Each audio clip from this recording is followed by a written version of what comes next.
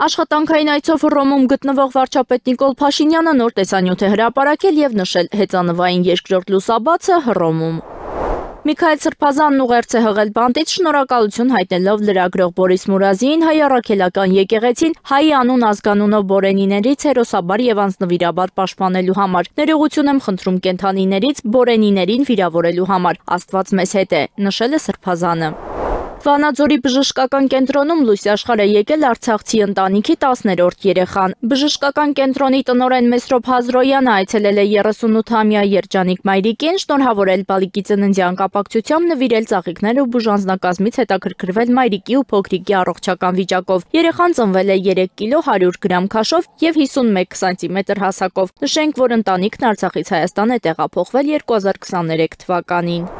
Հայաստանը նախատեսում է գրեթե 3 ժամով կրճատել Իրանի սահման հասնելու ճանապարհը։ Սա հնարավոր կդառնա հյուսիս-հարավ նախագծի շրջանակում Սյունիքի մարզում ճանապարհների եւ թունելների կառուցման ավարտից հետո։ Ղազախստան-Թուրքմենստան-Իրան-Հայաստան լոգիստիկ ուղու արդյունքներին նվիրված կլոր սեղանի ժամանակ ճանապարհային դեպարտամենտի փոխտնօրեն Կարեն Բադալյանը Սպուտնիկ Արմենիայի հետ զրույցում պարզաբանել է, որ հյուսիս-հարավ նախագծի 4-րդ մասն իրականացվում է Սյունիքի մարզում եւ բաժանված է 3 լոտի։ Իրանի սահմանից մինչեւ Քաջարան նախատեսվում է կառուցել ընդհանուր առմամբ 32 կիլոմետր ճանապարհահատված։ Նախագիծը նախատեսում է 5 հանգույցի, 2 նոր թունելի եւ 15 նոր կամուրջների կառուցում։ Այս հատվածի շինարարությունը նախատեսվում է ավարտին հասցնել մինչև 2027 թվականը։ Երկրորդ լոտը 7,2 կիլոմետր երկարությամբ Քաջարանի նոր թունելն ու դրան հարող 4 կիլոմետր ճանապարհն է։ Սա կթեթևացնի Մեղրիի Լեռնանցքի ծանրաբեռնվածությունը, ինչը զգալիորեն կբարելավի ճանապարհային անվտանգության մակարդակը, ինչպես նաև թույլ կտա խուսափել անցանելիության ապահովման հետ կապված առկա դժվարություններից։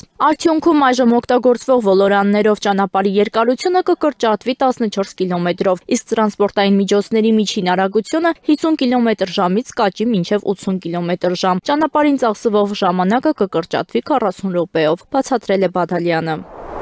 Հայաստանի սպորտային մարմնամարզության տղամարդկանց հավաքականի 4 ներկայացուցիչ դուրս է եկել աշխարհի առաջնության եզրափակիչ։ Ինդոնեզիայի մայրաքաղաք Ջակարտայում մեկնարկած աշխարհի առաջնության եզրափակիչ փուլում Հայաստանը կներկայացնեն օլիմպիական խաղերի արծաթե եւ բրոնզե մեդալակիր, աշխարհի եւ Եվրոպայի չեմպիոն Արթուր Դավթյանը, Եվրոպայի առաջնության բրոնզե մեդալակիր Արթուր Ավետիսյանը, Եվրոպայի չեմպիոն Համլետ Մանուկյանը, երիտասարդների աշխարհի առաջնության արծաթե մեդալակիր Մամիկոն Խաչատրյանը։ Եզրափակիչները կկայանան հոկտեմբերի 24-ին եւ 25-ին։